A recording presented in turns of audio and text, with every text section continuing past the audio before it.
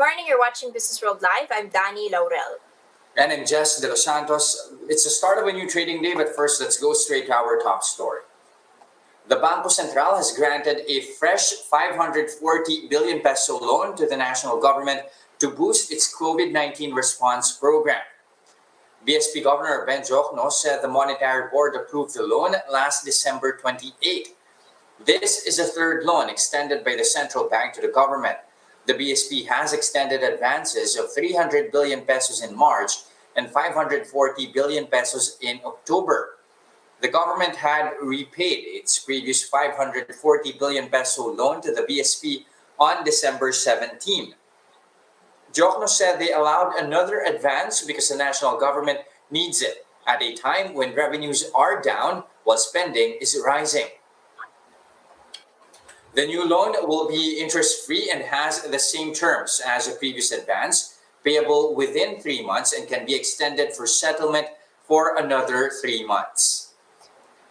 Now, over in the U.S., a woman is pronounced dead after getting shot on the Capitol grounds in Washington, D.C., where a violent clash between police and pro-Trump protesters happened earlier today, Philippine time. Chaos ensued.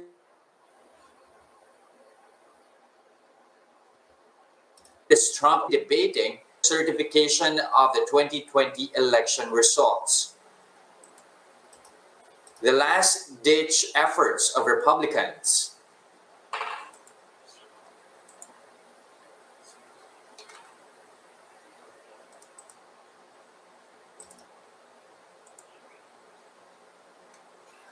Okay, so over in the United States, as Jess was saying, a woman has been pronounced dead. That's after getting shot on the Capitol grounds in Washington, D.C. That's where a violent clash between police and pro-Trump protesters happened earlier today, Philippine time. Chaos ensued as Trump loyalists breached the heavily secured Capitol building where lawmakers had been debating the certification of the 2020 election results. The last-ditch efforts of Republican representatives to throw out some votes were interrupted. That's as protesters poured into the halls of Congress and into lawmakers' offices. This created a tense standoff with law enforcers that dissolved into violence, leading to 1 fatality and at least 13 arrests. The chaotic scenes came after Trump addressed thousands of supporters near the White House, repeating baseless claims that the last election was stolen from him due to widespread fraud. Still, in the middle of the scuffle, Trump called on his supporters to head back home and observe the rule of law and order. Meanwhile, President-elect Joe Biden said this was no mere protest, but a clear case of insurrection.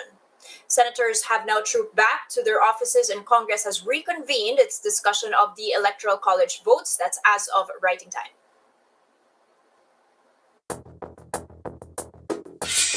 All right, Dan, over in the U.S., but as we speak, of course, markets are closed over there amid all that chaos. Optimism won, at least over in Wall Street overnight. Tell us more about what equities are looking like. Okay, so it's been chaotic, as you mentioned, but it does seem that there was a lot of optimism even ahead of all of these protests, particularly because it was getting clearer and clearer that the Democrats would be having control over both the lower and upper houses. And so even as the S&P 500 actually trimmed the big gains that it had advanced as much as 1.5%, you can still see it having ended in the green and Wall Street overnight. That's up by 0.6%. So according to Bloomberg, investors' buoyant mood ahead of all of these protests and rallies was pierced because of this, but has not yet sunk. And actually, some futures are still pointing towards positive trading over in the United States. And if you take a look at how Asia is opening now, of course, everybody here in the Philippines and all over Asia is waking up to this news. It doesn't really seem that the markets have been necessarily negatively pierced. You can see that over in Japan, you're seeing huge gains. Topix up by 1.8%. The Nikkei 225 as well. The Hang Seng swinging towards the green side here, and also the FTSE Straits Times over in Singapore gaining by 1%. So a lot have said that, of course, if the Democrats control both houses, it would be easier for stimulus over in the U.S. to be passed without an issue. Now, let's take a quick peek at our own local bourse. Yesterday we had actually slumped the most in Asia on another, fear of this second strain possibly already here in the Philippines. They're still looking into that. We're awaiting more details on that. Nevertheless, in this morning's open, you can see a sliding, contrasting with the rest of Asia. We're down by 0.06%. That's this again after we have had slumped by as much as 2.9% yesterday, and we were already at the 5 week low yesterday. So continuing those declines. Now, this according to the chief market strategist at BDO, Jonathan Ravelas, this new strain poses another risk of a stricter lockdown, and that's probably what might be sinking the market. So let's take a quick peek at the movers here, and I just want to mention a few that had been. We were watching these stocks, particularly yesterday in your speed desk, Jess. GT Capital continuing to slide yesterday. It's no longer in one of the worst performers. It's actually now swung towards the green. So GT Cap up by 1 and 0.5% here. That's after having sunk by 6.1% on the bets that, of course, Toyota may have weaker car sales because of these safeguard duties now being imposed. And I just want to take a quick peek at Dito Telecom as well, because they had actually slumped by as much as 25% yesterday. But this comes after they had rallied already by 61%. Today there will actually be a government tech audit, whether they will be passing this, and a lot of speculation had speculated that they would already be passing this. Now, finally, I just also wanted to take note of NGCP. So this has actually been on the table here. NGCP is the National Grid Corporation of the Philippines. They said that they're planning to raise an initial 1 billion pesos in an IPO. They have now invited several banks to submit proposals. We don't, the information is still private, so the sources are private. They have not been named yet. But nevertheless, the head of external affairs, Mutya Alabanza, has said they've always been preparing for an IPO, but this moment might actually be a difficult time to do so, but they'll still continue to prepare it anyway. So what is the story here? In 2007, NGCP won a 25-year concession to run the national power grid, of course. This includes a consortium of China, State Grid Corporation of China, together with Synergy Grid and even President Henry C. And now they officially started in 2009.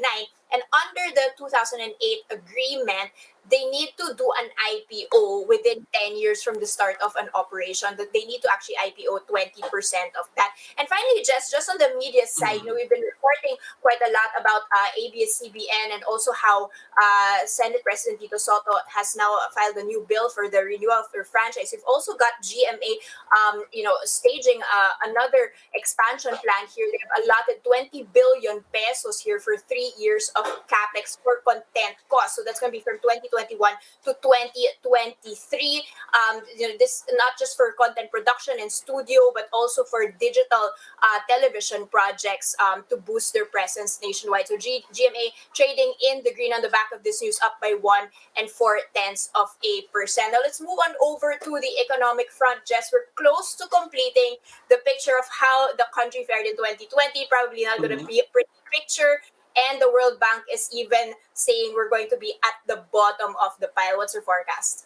All right, of course, we're not expecting anything rosy to come out of 2020, Dan. But you see, the World Bank is maintaining their negative 8.1 forecast for the country's GDP last year. That actually, when all things considered, that's actually quite close to what the government is projecting. Of course, you have our authorities projecting at least a contraction of 8.5 to 9.5% last year. But when you try to take a look at the regional picture here, that puts us really at the bottom of the pile here, like what you mentioned in East Asia and the Pacific. Only Fiji, of course, was worse off when you try to compare it to the rest of the region. Primarily, they're saying, the negative picture here in the country is due to prolonged lockdowns and large domestic outbreaks. They noted that while restrictions have somehow loosened up in most parts of the region as the spread of the virus actually slows, cases remain elevated, remain high in the likes of Indonesia and the Philippines.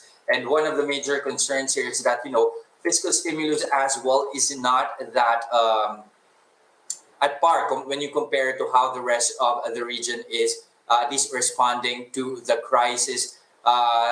In fact, NCR for one will remain under GCQ until the end of the month. Now, also looking forward into 2021, they're saying there's going to be a bounce back here at 5.9% for the Philippines. At the same time, for 2022, that's going to be, if I'm not mistaken, around 6%. Globally, however, they are projecting for last year for the global economy to contract by 4.3%, only to recover by 4% this year. Now, in their note, they did say that governments have to be decisive in taming the pandemic and at the same time facilitate reinvestment cycle aimed at sustainable growth that is less dependent on government debt. Yeah. Okay, so it's not just the World Bank saying this. Moody's also saying that there will be a long recovery ahead. What are they saying? When is this recovery going to be happening? Well, it's not going to happen this year. That's one thing I can tell you, Dan, at least according to Moody's Analytics. So they are projecting that in 2020, contraction for the Philippines will be at 9.9%. That, in fact, is one of the biggest contractions that they are forecasting for the region. According to them, the Philippines and India actually are least committed to fiscal stimulus despite being the hardest hit economies in East Asia and the Pacific. They also did note how the Philippines has been slow to actually secure vaccines, while most of the regional players have already secured theirs. Of course, however, you have just yesterday, Carlito Galvez is in fact saying that they are hoping to at least secure around 148 million doses by this month. But let's see if that, of course, is going to be realized, at least for the month of January, given that they see full recovery only happening in the last quarter of 2021. Now, that is going to lag the rest of the region, where most countries would actually have bounced back by the end of 2021. Correction, they're seeing full recovery for the Philippines happening only in the last quarter of 2022, so after elections pa. And for the rest of the region, they're saying, recovery is going to happen actually mid-2021. Taiwan, China, Vietnam, in fact, have already recovered by the end of 2020. Now, for Hong Kong, Indonesia, Australia, and Thailand, they're going to see a bit of a bounce back by mid-2021. But for us, last quarter pa of 2022. Now, for the Philippines, they are projecting GDP to come in at 4.5% in 2021. And then come 2022, that's going to be at 6.2%. Okay, Jess, well, 4.5% compared to a contraction of 9.9% this year is far from a recovery there. We'll have more stories when Business World Live returns. Stay with us.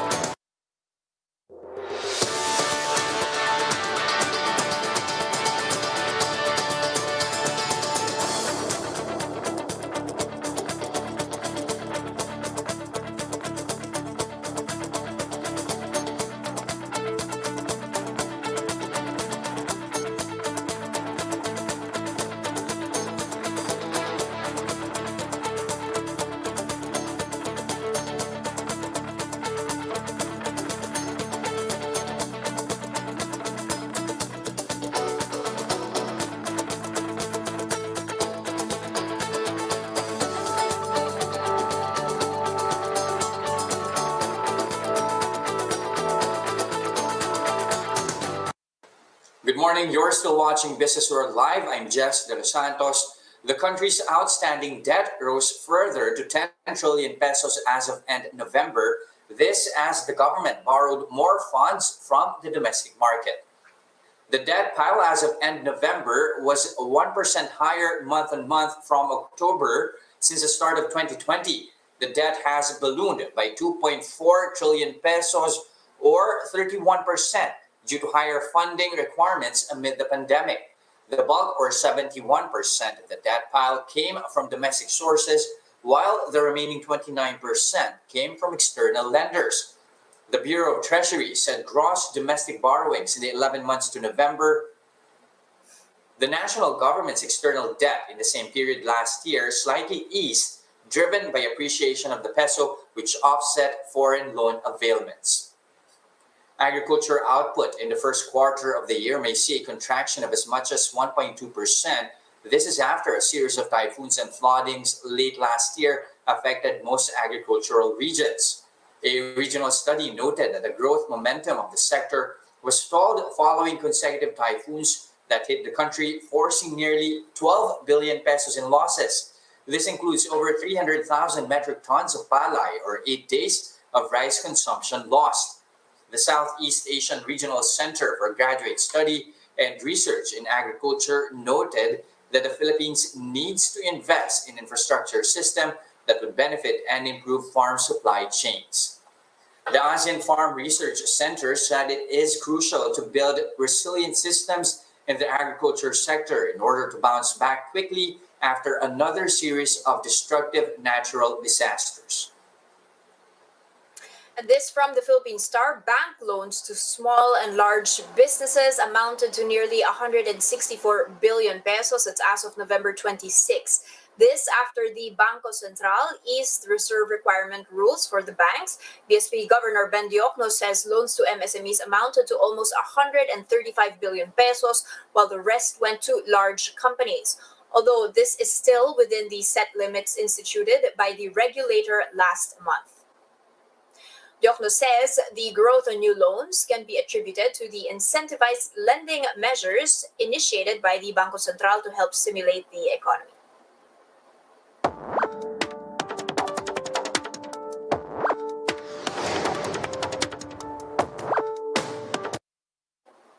New Year, same chaos. How to stay calm amid all of these curveballs. Here to share with us his investment strategy, we have with us Manny Ocampo of ICCP. Good morning, Manny. Welcome back. Hi, good morning, Danie. Happy New Year. Happy New Year, sir. I don't know if it's a Happy New Year today, at least over in the United States. There's so much violence and protests going on here. Tell us, sir, markets have actually shrugged this, at least at the Asian Open. Are we going to be affected by the delays that might be coming in due to these protests happening over in the States? Markets pretty much have said already it seems to be a non-event. It's politics even in the U.S. I think people are counting down to the current administration getting out of office. That's pretty much a foregone conclusion already. So I guess we'll let the old administration do what they need to do. I guess this is for lack of a better term, they are doing pretty much a dramatic exit on their side. Mm-hmm. Okay, but sir, to what extent have markets already priced in the new stimulus or additional stimulus that could be happening? Is this all just optimism on that Georgia runoff, or is there actually fundamental effects or ripple effects that we might be having, at least for our own economy? Well, the U.S., which is pretty much the one leading the way, if you'd like. They have a few things going. A new administration coming in. The stimulus. Maybe one of the last decent aids that the Trump administration has done, as well as the availability of the vaccine and putting that program into place in the U.S. So that's driving positive sentiment. They are hitting new all-time highs currently at these levels. So that's something they have going to them. Now, will the Philippines follow suit? I guess eventually we still have to get our acts together. There's still no clear program on the Mm-hmm. vaccine. I mean, private sector is already saying, we'll do it on our own if government doesn't do anything, which may Mm-hmm. be a better alternative, actually. Sir, I wanted to actually ask exactly that.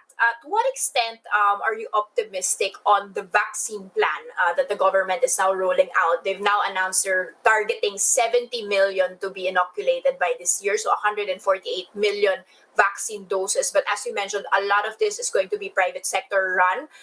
Yes. To what extent does this actually give us a sigh of relief? Uh, until they start doing it, it's all talk right now. I think Okay. there's a lot of there's a lot of government really needs to move forward and do action, undertake action rather than all talk. No? And I think private sector quietly is starting the process already at their end. In fact, if government were to just leave private sector be on undertaking or initiating the whole activity, we may be better off. Okay, so that might actually be a bright spot for us there. Yes. So let's talk about another piece of news. The government tapping into more borrowings from the Bangko Central. This after, Governor Diokno had already said it's just a temporary measure of relief. And, but a lot, on the other hand, a lot having called for fiscal stimulus. Is this the way to do the stimulus, to keep tapping Um, to our bank reserves? but government has to spend money, unfortunately, and the revenues are taxes and all that because of inactivity has not really been coming in. So where do we get it? It's really deficit spending on our part, and we need to. I guess government needs to spend money. I don't think we will do any belt tightening anytime soon. We do any belt tightening that tips us over to maybe civil unrest. So they probably won't do that. So government will continue to borrow. It's delaying maybe the inevitable that interest rates will go up because we'll have to pay for it at some point in time in the future. Does this in any way affect the stability of the financial sector? This I not now. I think people are that people have to realize that at some point in time we'll have to pay for it. How far into the future we don't know. How quickly businesses come back and are able to generate revenues. How quickly government is able to generate revenues. That's really a function of the economy opening up again. So government will have to take some steps. Private sector is already doing whatever it can at its side. No? Sir, what about the fact that Governor Diokno has mentioned that there will be a hold at least until the next first half of this year? No more cuts for now, and at the same time, as you mentioned, there might be a risk that interest rates might be going up. Does it mean that the easings play or the monetary side, the way it's put its weight in terms of battling the recovery is now finished? We have to wait until all of these things actually benefit the economy. Well, with all due respect to Governor Diokno, he will try to manage and that particular aspect, interest rates, etc. Uh, so that's a bit of he'll have to do a high wire balance on that one. So they'll take a look at inflation, how inflation kicks in. 3.5% for December was surprising. Will I guess it tells whether we're still at those levels in January. If January inflation doesn't drop, and there's no reason right now for the inflation to continue at the 3+% levels because activity is not really there. Consumption is not really stepping up. I mean, maybe December was a spike because of the season, but January should come off quite a bit. So we'll take a look at that. And if inflation remains tame, Governor Jokno should have some leeway of holding rates where they are at right now. Okay. And sir, related to that, the property space, you've got one new strand of news in that the Supreme Court has issued a TRO on the proposed 5% levies on the POGOs. Is this something that has been already priced in? And, to what extent can we say, because there was such a rally in terms of November for the property space, how big of a deal is this scrapping, not necessarily scrapping, but the TRO on the proposed tax? But the TRO is temporary. I think government will still try to make a pitch for imposing the Okay. taxes on POGOs. Although I think the arguments were very clear. If you look at the legal arguments, it's something like the original contract was to impose certain tax measures. So yeah, in a way, the additional tax that government is imposing right now is changing the rules of the game. Again, something where unfortunately, the government does at the worst possible time. No, so Okay. so So that's I think that was the basis for the Supreme Court granting the TRO. That the rules were clear at the beginning, and the government is changing the rules now in the middle of the game. Okay, so not yet very clear, because that can still actually come back Could change. into play, as you mentioned. And finally, sir, just to cap off the interview, the index levels and how resilient you think we've been, especially at the beginning of this open, given all of these new developments. Well, it's actually actually run past a personal target. I thought Okay. things would be a lot tamer going into December, shall we say? But it did rally quite a bit in December. It's maybe eased off a bit now. I don't think we'd see any major movements up. We're if it trades in a band, I'd be very happy. 6,800 to 6,800 to 7,200 until maybe the second half. The first half will be. Do we have things figured out for the Mhm. mass vaccination? Is business opening up? People were anticipating to go to MGCQ already in January. I think people are writing that off already for maybe until the second quarter. Mm. The way trends have been going with the government, and that's despite new cases coming down or being consistently low. So what gives? Mhm. I mean, people don't understand. Yeah. Okay, sir. So still some downside risks there. Meanwhile, the index is actually surprising you on the upside. Thank you so much for those insights. That was, of course, Manny Ocampo from ICCP. Okay. Thank you, sir. That's a first look into the business day. Today is Thursday, January 7, 2021. I'm Danie, Laurel. Catch us again tomorrow at 9:30 a.m. I'm Delos Santos. We are One News.